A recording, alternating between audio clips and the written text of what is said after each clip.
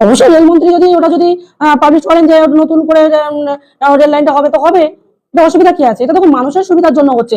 রেলমন্ত্রীর কতটুকু আমি এখানে মানে লাভ আছে আমি বুঝতে পারছি না, কিন্তু এখানে মানুষের লাভ আছে এটা আমি বলবো। কারণ বিভিন্ন মানুষ এখানে, বিশেষ করে হিঙ্গলগঞ্জে, বিশেষ করে শিক্ষিত মানে সমাজটা আমাদের বেশি, যুব সমাজের যে শিক্ষিত মানে যে মাস্টারমশাই বলেন, স্কুল টিচার থেকে শুরু করে ডক্টর, মানে অধিরভাগ আমাদের এখানে বেশি। তো এনারা বাইরেও চাকরি করেন, চাকরি জন্য যান, তাদের দিক থেকে একটা সুবিধা হবে। এখান থেকে রেলে গেলে হয়তো 10 টাকা কি 15 টাকায় যেটা কমপ্লিট হয়ে যায়, সেটা বাসে কিংবা অটো টোটোয় গেলে সেটা 100 টাকা অব্দি খরচা হতে পারে।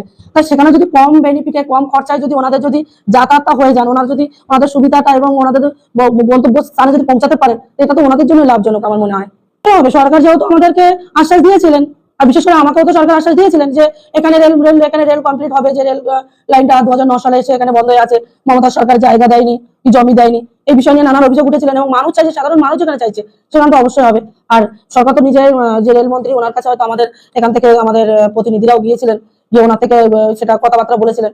এবং আমরা এখানে একটা যে যে এখানে যে রেল লাইনটা হবে কোন সাইড থেকে হবে সেটা একটা ম্যাপ করতে হয়, সেটা করা কোনো হয়নি, কমপ্লিট হয়নি। অবশ্যই একটা লিস্ট পাবলিশ হয়েছে বলে এই নয় যে আমাদের হাসনাবাদ শামসানগর রেল লাইন হবে না, অবশ্যই হবে, আস্তে আস্তে ধীরে ধীরে হবে। 5 বছর এখনো দেখুন, সবে আমরা 1 মাস হয়তো 2-4 দিন হয়েছে আমাদের সরকার, এখনো কিন্তু 5টা বছর পড়ে আছে। তাই আমাদেরকে এতটা উত্তেজিত না হয়ে ঠান্ডা মাথায় আমাদেরকে ধীর মস্তিষ্কে আমাদেরকে এগোতে হবে।